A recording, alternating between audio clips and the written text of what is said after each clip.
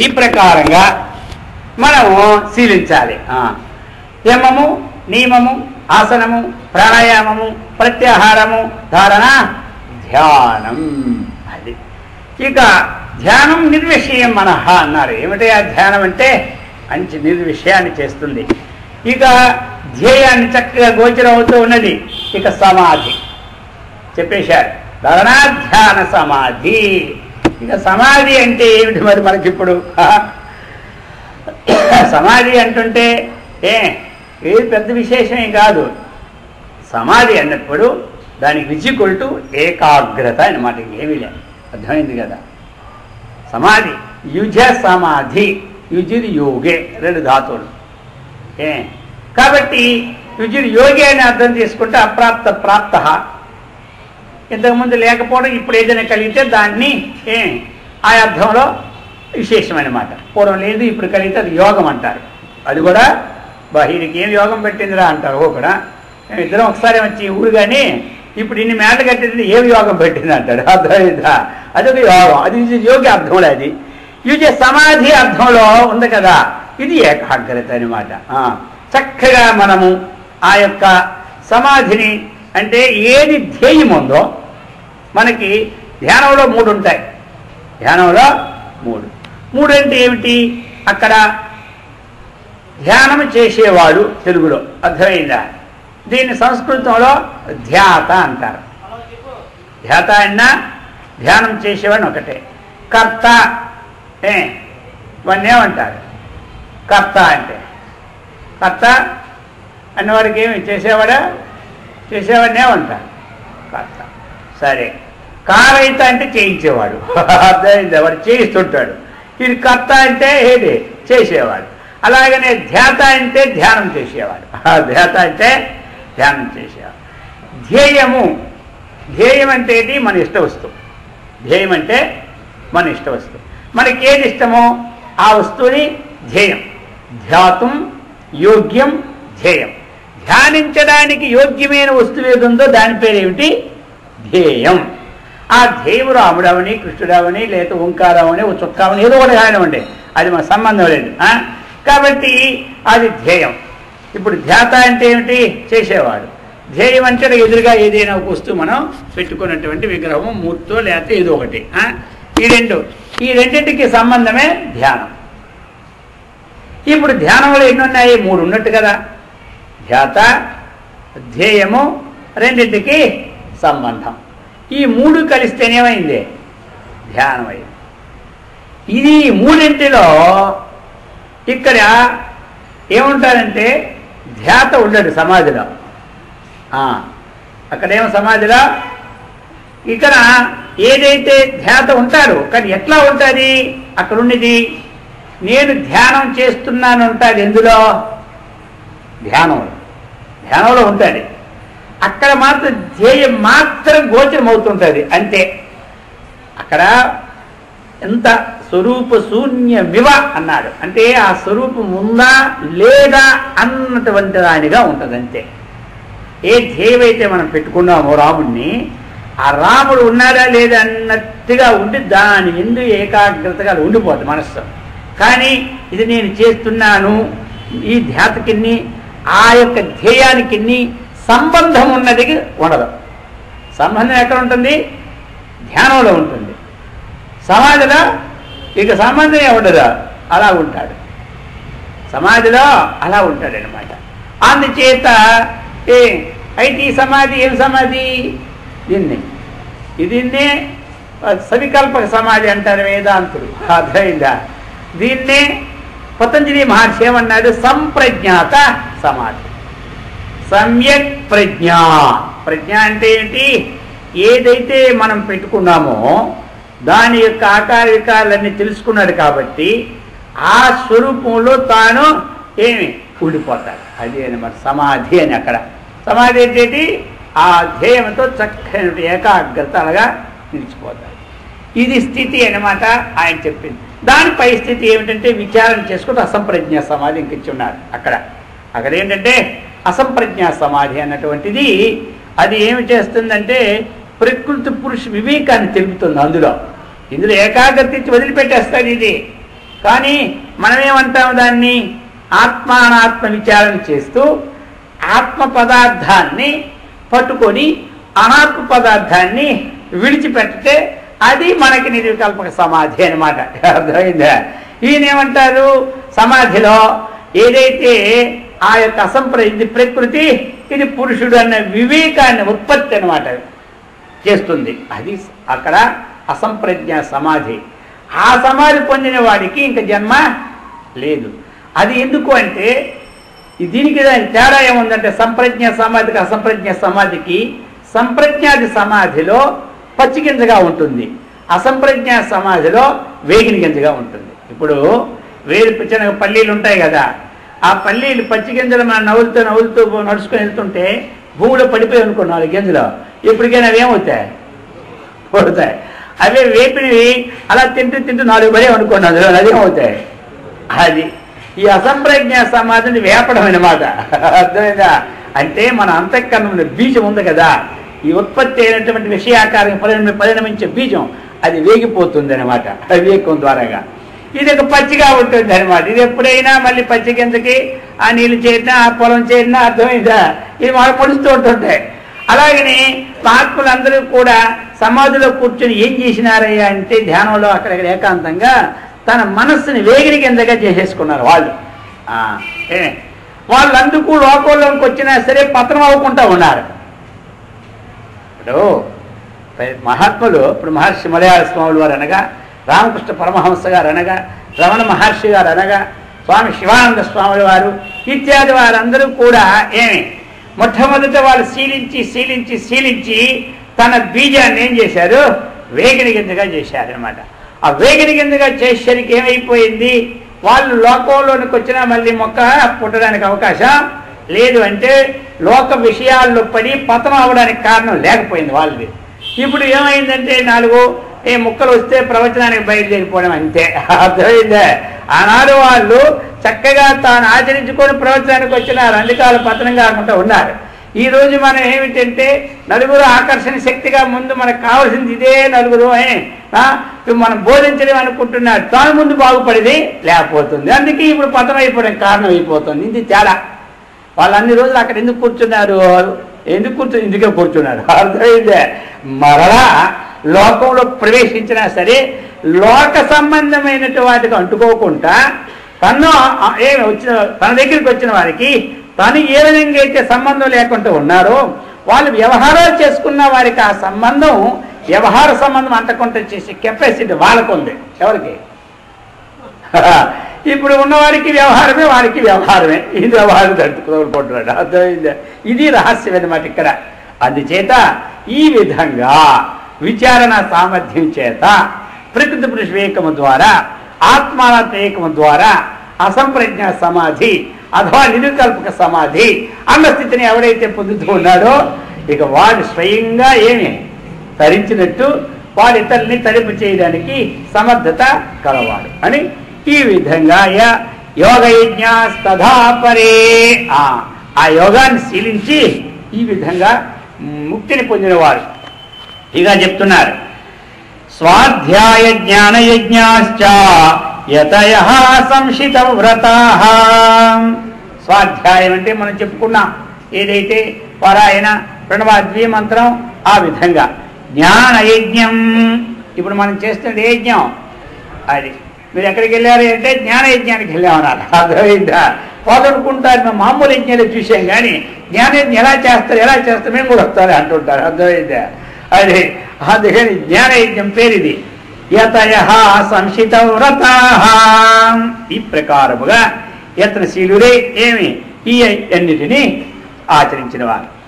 ఇక అపానే జుహతి ప్రాణం ప్రాణే పానం తథా పరే ప్రాణాపాన గతి రుద్ధ్వా ప్రాణాయామ పరాయణ. ఇందాక చెప్పుకున్నాం మనం. రేచకము, పూరకము, కుంభకం అన్నమాట.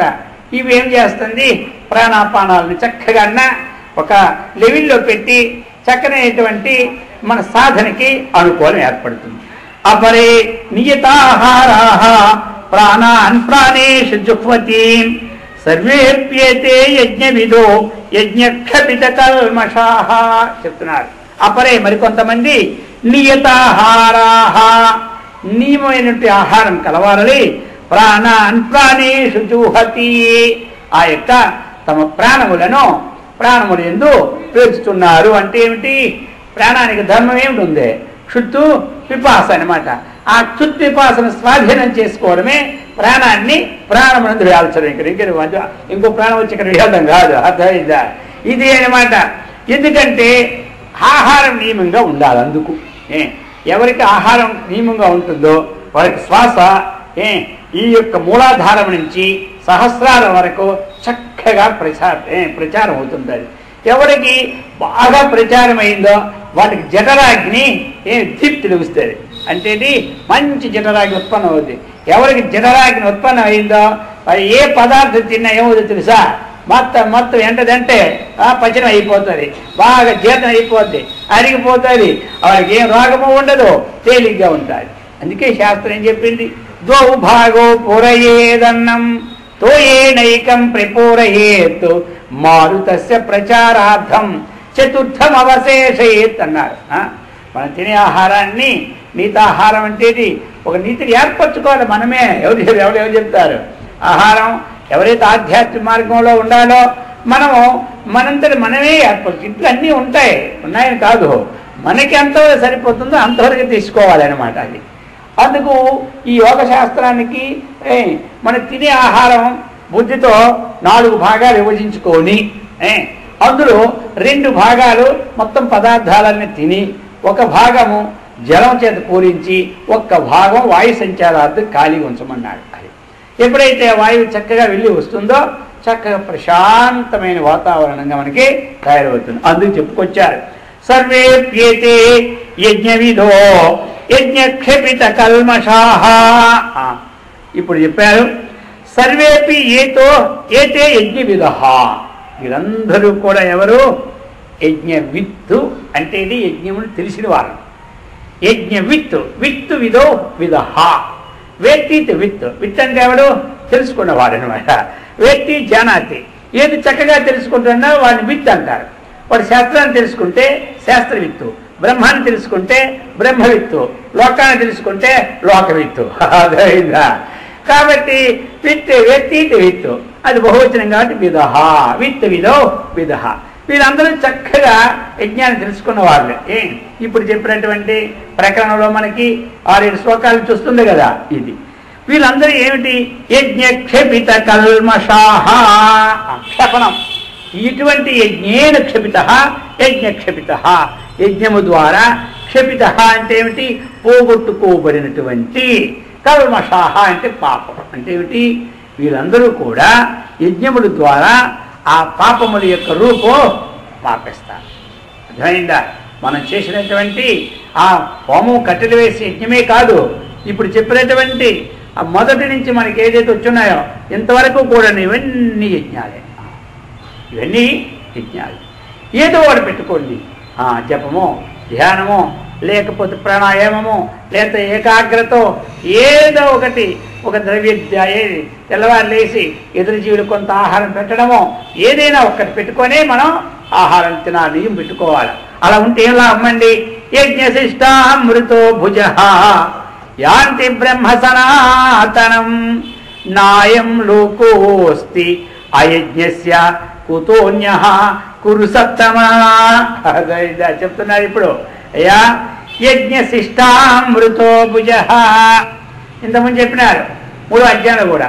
యజ్ఞశిష్టాసిన సంతో ముచ్యంతే సర్వ కిల్బిషై అని చెప్పినారు. యజ్ఞశిష్టాసిన యజ్ఞం చేసి ఆ ఉన్న ప్రసాదం తింటే అంటే ఇక్కడ సందేహం వస్తుంది. జపం కూడా యజ్ఞం కదా, మరి జపయజ్ఞం చేస్తే ప్రసాదం ఏముంటుంది? అక్కడ ఏముండదు. దేవుడితో అన్నీ పెడితే ప్రసాదం పెడతాయి, కానీ జపాలు పెట్టుకొని ప్రసాదం పెడతాడా? ధ్యానంలో కూర్చొని ప్రసాదం పెడతాడా? అది పెడితే వాడికే నవ్వు వస్తుంటుంది, ఎక్కడ పెట్టానైనా. అందుకని ఆ అమ్మును పటం ఉండి అక్కడ దీపం ఉండి ఆ దూపం ఉంటుంది, అదొక ఏం సెట్ అనమాట. అర్థమైందే? అక్కడ ఒక ప్రసాదం, అక్కడ ప్రసాదం లేకపోయినా సరే మళ్ళీ తృప్తి ఉండదు. సరే, ఇక్కడ ప్రసాదం లేకపోయినా తృప్తి ఎక్కడ? ధ్యానం దగ్గర. అయితే ఇప్పుడు మరి యజ్ఞశిష్టాశిరస్సంత అన్నాడు, ఇక్కడ ఏం ప్రసాదం ఉంది? ఏమీ లేదు.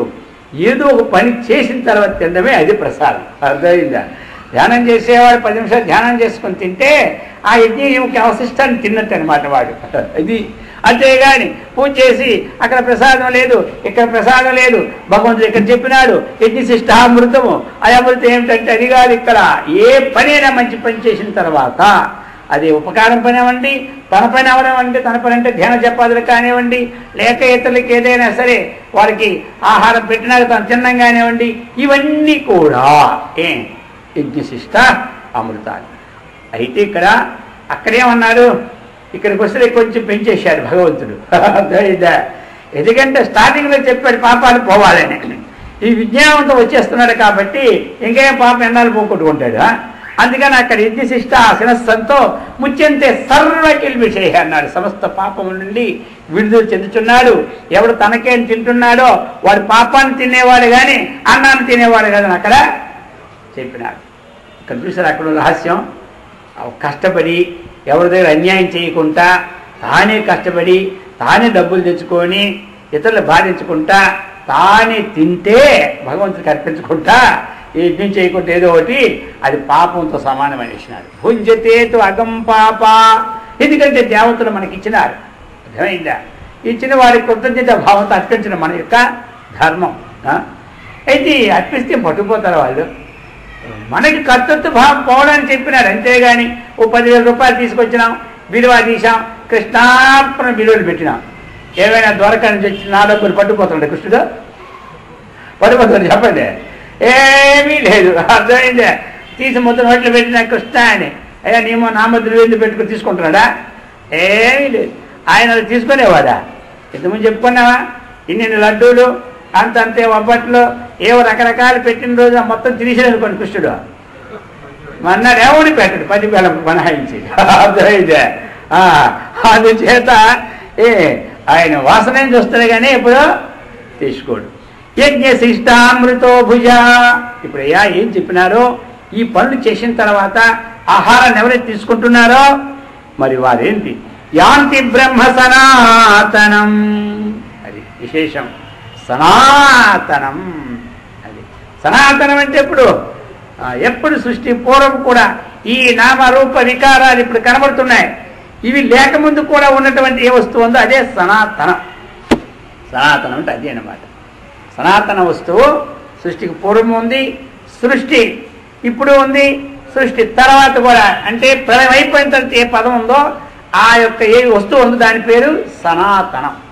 అందుకే మలయాళ స్వాముల వారు సభ పెట్టినప్పుడు అన్ని ఆలోచించి పెట్టినారు. సనాతన వేదాంత సభ అని. అర్థమైందే?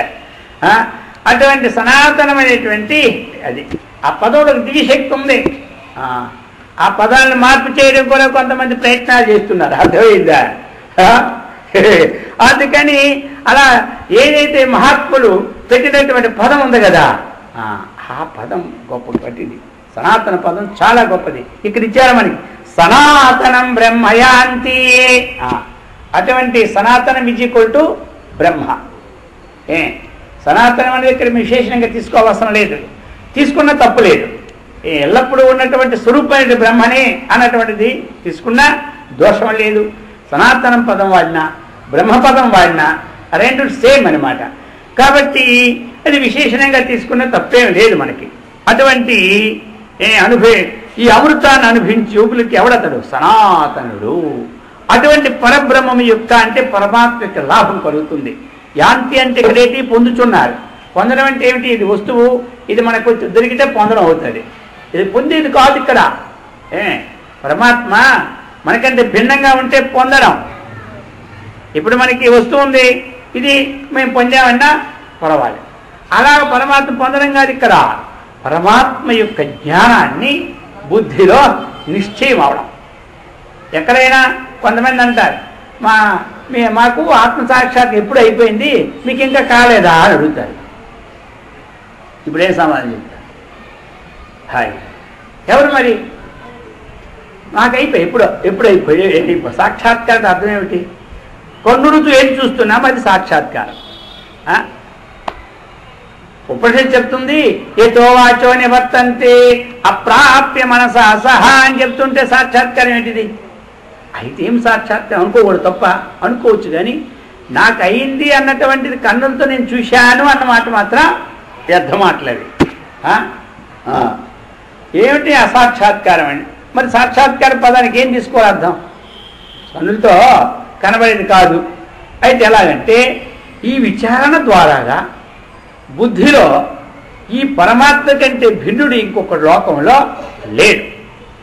ఆ సమస్త ఏ జీవుల్లో ఉన్న చైతన్యం ఏదుందో అదే నాలో ఉంది. కాబట్టి దీని యొక్క గుణాలు ఏవైతే ఉన్నాయో అది వికారం లేనటువంటిది అన్నటువంటి గుణాలు ఉన్నాయి కదా మనకి. దుఃఖేశ్వరుని దుఃఖ స్థితప్రతి లక్షణాలన్నీ ఆ గుణాలు అంతఃకరణములో స్థిరపరచుకోవడం ఒకటి ఫస్ట్ పాయింట్. రెండవది ఏమిటి? దీనికంటే అధికమైన వస్తువు ఇంకా లోకంలో లేదు అన్నటువంటిది ఒక నిశ్చయం బుద్ధిలో వస్తే అది సాక్షాత్కారం. బుద్ధి అంతే, నేత్రం కాదు ఇక్కడ, అర్థమైందా? ఇక బుద్ధిలో ఎందుకంటే వ్యవసాయాత్మక బుద్ధి ఏకేహి కురునందన అన్నట్టుగా ఇది ఒక నిశ్చయానికి వచ్చేసింది. ఎందుకు ఈ నిశ్చయాన్ని వచ్చిన వరకు కాదు, మహాత్ములు శాస్త్రములు చెప్పినటువంటి విషయ ఆధారం మీద వచ్చింది. కాబట్టి ఇది మనం పొందినాం. యాంతి సబ్రహ్మ సనాతనం నాయం లోకోస్తి అయజ్ఞస్య. ఇప్పుడు చెప్పాడనమాట, అయ్యా అయజ్ఞస్య ఈ యజ్ఞం చేయని వారికి అయం లోక నాస్తి. యజ్ఞం అంటే ఏమిటి? ఈ విధమైనటువంటి కర్మలు చేయని వారికి ఈ లోకంలోనే వారికి ఏమీ లేదు. అర్థమైందా? వారికి ఈ లోకంలోనే ఏమీ సుఖప్రదం లేదు.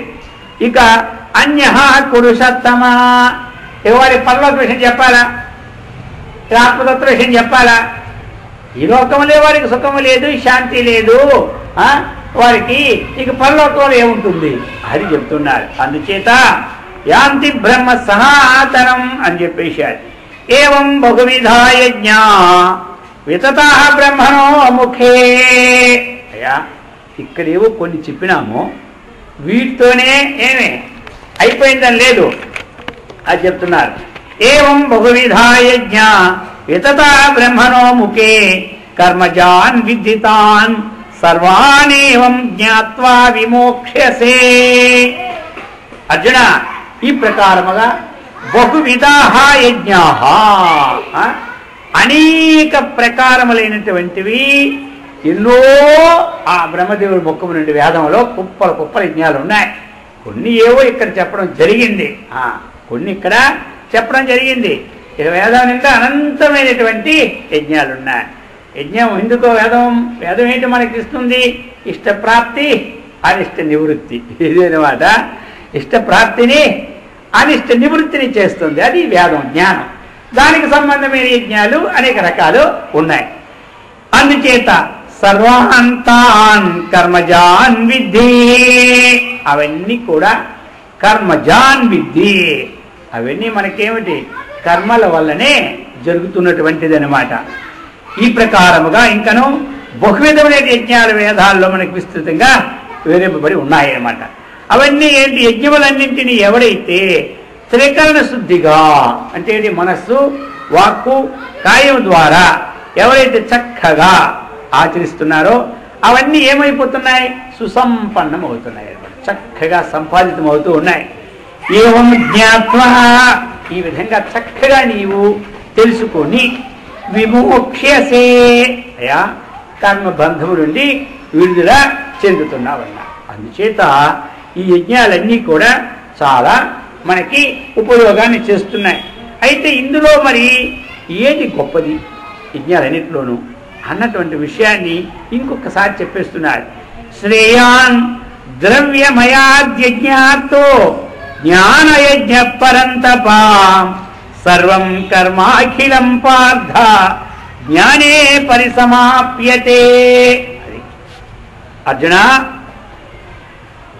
ద్రవ్యమయాత్ యజ్ఞాత్, ఏవైతే ద్రవ్యయజ్ఞం నుంచి మనం చేస్తూ ఉన్నామో రకరకాల యజ్ఞాలన్నీ కూడా, ఈ అన్నిట్లో కూడా జ్ఞానయజ్ఞ శ్రేయాన్, జ్ఞానయజ్ఞం అనేటువంటిది శ్రేయం. ఈ మాటను ఎప్పుడు గుర్తు చేస్తూనే ఉన్నాడు మధ్య మధ్యలో ఎవరు? కృష్ణ పరమాత్మ. ఎందుకంటే అక్కడ అడిగేశారు కదా, కార్పణ్య దోషోపగత స్వభావ పృచ్ఛామి త్వాం ధర్మ సమ్మూఢ చేతా యశ్రేయస్యాన్నిశ్చితం. మర్చిపోడు, మనం మర్చిపోతాం కానీ ఆయన గుర్తుపెట్టుకొని ఉంటాడు. ఈ రెండింటిలో ఏది శ్రేయ మార్గమో దాన్నే నాకు గట్టిగా చెప్తున్నాడు అంటుంటాడు. అందుకని మధ్యన కలపలం అయిపోతే అంతే ఉంటాడు. వ్యామిశ్రేణీవ వాక్యేన బుద్ధి మోహయసీవమే. నేనేమి నీకు వ్యామిశ్రేణి చేయలే, మళ్ళీ చెప్తాను విన్నాడు.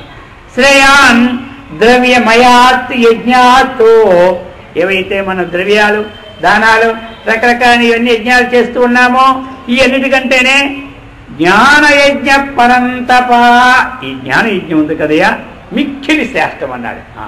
అందుచేత మనం ఈ జ్ఞానయజ్ఞాన్ని ఎన్ని పనులున్నా మన ఇంటి దగ్గర ఉన్నాం, ఇక్కడ కూర్చున్న జ్ఞానయజ్ఞమా?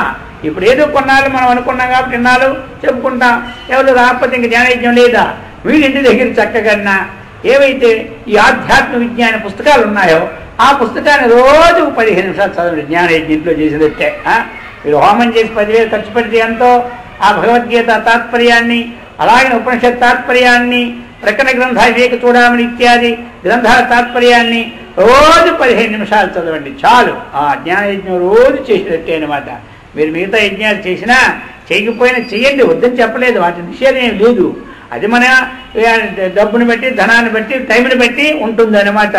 ఇవేం లేకపోతే అటువంటి ధనం లేదు నా దగ్గర, టైం లేదు, అంతెంతసేపు కూర్చుంటానికి చింత లేదు మనకి. ఒక 15 నిమిషాలు చక్కగా ఇది మీరు చదువుకున్నారనుకోండి. ఈ వచనాన్ని శ్లోకాలు చదివి తృప్తి పడకండి. శ్లోకాలు అన్నటువంటి ఏమిటంటే స్వాధ్యాయం, దానివల్ల ఇష్టదేవత అనుగ్రహం వరకే చెప్పినాడు. కానీ మనకి మోక్షం అలాగే అంతఃకరణ దోషాలు పోవాలి అంటే శ్లోకాలతో పోవు. అంతఃకరణలో ఉన్నటువంటి రాగము కానీ, ద్వేషం కానీ, ఈర్షి కానీ, అసూయ కానీ ఇవి పోవాలంటే ఇంకా శ్లోకాలు చదివి పెరుగుతూ ఉంటుంటాయి. ఎలా ఉంటాయంటే కొంతమంది వాళ్ళే చదవాలి, పక్కన ఉండి చదవనివ్వరు. అర్థమైందా? ఇది ఎలా ఉంటాయంటే ఒక ఈదిని కాసుకొని కుక్క ఉంటుంది. ఆ కుక్క ఇతర కుక్కలు ఒప్పుకోదు అనమాట, అరుస్తూనే ఉంటుంటుంది. ఇలా ఉంటాయి కొన్ని దగ్గరలో. అర్థమైందా? ఇతర కుక్క వచ్చిందంటే ఎంత పడిందా పోతుంది కుక్క.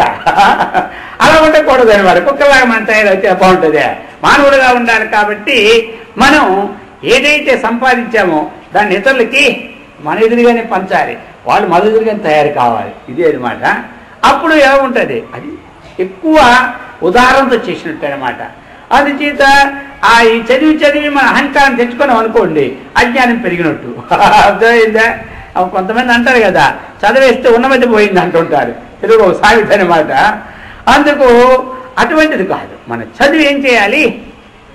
మనకు ఉపయోగపడాలి, లోకానికి ఉపయోగపడాలి. అందుకు శ్లోకాలతోనే పారాయణతోనే అక్కడికే మన టైం అయిపోతుంది. 4 శ్లోకాలు తగ్గించుకొని అయినా వచనాన్ని మాత్రం చదవండి. అది చదివామా ఒక సంవత్సరం అలా వెళ్ళండి, 10 నిమిషాలు ఖర్చు పెట్టి. మీలోనే తెలిసిపోద్ది మీకు ఎంత పవర్ వచ్చేస్తుందో, ఎంత శక్తి వచ్చేస్తుందో. అద్భుతమైన శక్తి ఏర్పడిపోద్ది అనమాట.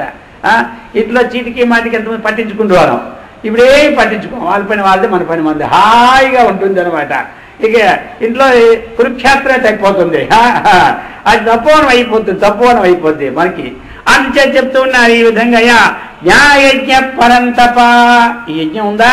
10 పైసలు ఖర్చు లేకుండా నీకు ఇంటిని, వంటిని, దేశాన్ని కూడా నీకు శాంతినిచ్చినటువంటిదే జ్ఞానయజ్ఞం, మోక్షాన్ని ఇచ్చిన జ్ఞానయజ్ఞం. సర్వం కర్మాఖిలం పార్థ జ్ఞానే పరిసమాప్యతే. ఈ సమస్త కర్మలు కూడా మనం దీని యొక్క పరాకాష్ఠ ఏమిటి అర్థమైందా? చేశాం ఇక్కడ పెద్ద యజ్ఞం, అలాగే దానం చేశాం, ఇక్కడనే ఒక 50 లక్షలు మనం, అర్థమైందా? ఈ విధంగానే మనం ధ్యానం చేశాం, జపం చేశాం. వీటి పరాకాష్ఠ ఎక్కడ? నదీనా సాగరే గతి. నదులను ఎక్కడ కలుస్తాయి? ఈ సమస్త కర్మలకి హద్దు ఏమిటి? జ్ఞానం. ఈ సమస్త కర్మలకి జ్ఞానం. అందుచేత ఈ పక్క వాళ్ళు రండి అరుస్తున్నప్పుడు అది కాదు. అందుచేత మనకి తద్విద్ది చెప్పినారు. సర్వం కర్మ అఖిలం పార్థ జ్ఞానే పరిసమాప్యతే. అర్థమైంది కదా? కర్మలన్నింటికి ఫలం ఎక్కడ చెప్పండి? వాటి ఫలం వాళ్ళకు ఉంటుంది, వాటి ఫలము వాటికి ఉంటుంది. కానీ మనకి ముఖ్య ఫలం ఏమిటి? ఇది కదా. మనము ఒక ఆశ్రమం నుంచి ఇంకొక ఆశ్రమం స్వీకారం చేస్తూ ఉంటే దేనికి అది ముఖ్య ఫలం? దేనికోసం? ధర్మము, అర్థము, కామము, మోక్షం. అది కదా ముఖ్య ఫలం. ఇవన్నీ అవాంతర ఫలం. ఈ మామూలుగా ప్రారంభ వశాత్తు వస్తుంది ఏమిటి, మనకు అర్థమును కామము, ఇవన్నీ వస్తువులు, వాహనాలు, ఇవన్నీ. కానీ ఈ రెండు ముఖ్యం. ఇక్కడ ధర్మము, అక్కడ కామం. ఇది మోక్షం. ఇక్కడ ధర్మము, అక్కడ మోక్షం. ధర్మానికి ప్రయత్నం చేసుకోవాలి, మోక్షానికి ప్రయత్నం చేయాలి. వేదవిహిత కర్మకి ప్రయత్నం చేయాలి, మోక్షానికి ప్రయత్నం చేయాలి. ఈ మధ్యలో రెండు ప్రయత్నం అక్కర్లే. ఇదేమి అవి ముఖ్యం కాదు. దానికి ప్రయత్నం లేకపోతే తెల్లాలేసిన తంటాలు పడుతుంటే కానీ ఆ చదివి 25 ఏళ్ళపై చదివితే కదా వచ్చింది, ప్రయత్నం లేకపోతే వచ్చిందా అంటే అది ప్రయత్నం చేస్తుంది. మన ఇంట్లో కూర్చొని పెట్టిన ప్రారంభం విడిచిపెడదో, అది ప్రయత్నం చేసి ఆఫీస్కి పంపించి డబ్బులు తీసుకొచ్చి ఇంట్లో పెట్టేస్తుంది. ఇది మాత్రం ప్రయత్నంతోనే వస్తుంది. అర్థమైందా? ఇది మనం తెలుసుకోవాలి. ఇక్కడ రహస్యం అనమాట. ఇది మన ఫిక్స్డ్ ఏది జ్ఞానం. మిగతాదంతా ఏమన్నదో ఆలోచించి చేసుకుంటుంటారు. అర్థమైందా? ఒకవేళ మనం ఎవరి పేరు రాయిపోయినా ఇట్లుంటే ఎవరికి వెళ్ళిపోయి చెప్పండి. కొంతమంది రాయరు, అలాగే ఉంచుతారు. ఉంచితే మాత్రం తండ్రిని కొడుకుపోతుందో రాస్తే ఆటోమేటిక్ వెళ్తాను మన్నాడు రాయించుకొచ్చేస్తారు. అక్కడికి వెళ్ళి ఇది మన అక్కడ ఉన్నాయి, ఇక మా నాన్న డెత్ సర్టిఫికేట్ ఉంది చూడండి, అన్ని తీసుకొని అక్కడ రాసేస్తారు. దీనికి ఏం పర్వాలేదు, వీళ్ళు రాయిపోయి వెళ్ళిపోతుంది అది. కానీ ఈ సాధ్యత ఏమిటి? ఇది ఒక్కటే. అర్థమైందా? ఏదైతే వేదవిహిత కర్మ ధర్మమో అది సాధ్యతం. అదేం చేస్తుంది? జన్మనిస్తుంది. ఏ జన్మనిస్తుంది చెప్పండి? మానవ జన్మనిస్తుంది. అది గ్యారంటీ. ధర్మం వల్ల ఏమొచ్చిందంటే మానవ జన్మ. మరి జ్ఞానం వల్ల ఏమొచ్చింది? మానవ జన్మ ఔన్నత్యం వస్తుంది అనమాట. అర్థమైందా? పురుషులందు పురుషులు వేరేయా విశ్వదాభిరామ పురుషోత్తమ స్థితిని తీసుకొస్తుంది జ్ఞానం. మానవుడిని మాధవుడిగా చేస్తుంది జ్ఞానం. మానవుడి యొక్క మానవత్వాన్ని కాపాడుతుంది ధర్మం. అర్థమైందా? ధర్మం అనేది మానవుడి యొక్క నైతిక జీవితాన్ని, మానవత్వాన్ని ఇస్తుంది ధర్మము. మాధవత్వాన్ని ఇస్తుంది జ్ఞానం. రెండిట్లో ఒకటి కీలకమైనది అనమాట. అందుచేత ఈ విధంగా చక్కగా అందరూ కూడా ఇటువంటి తత్వాన్ని చక్కగా పొంది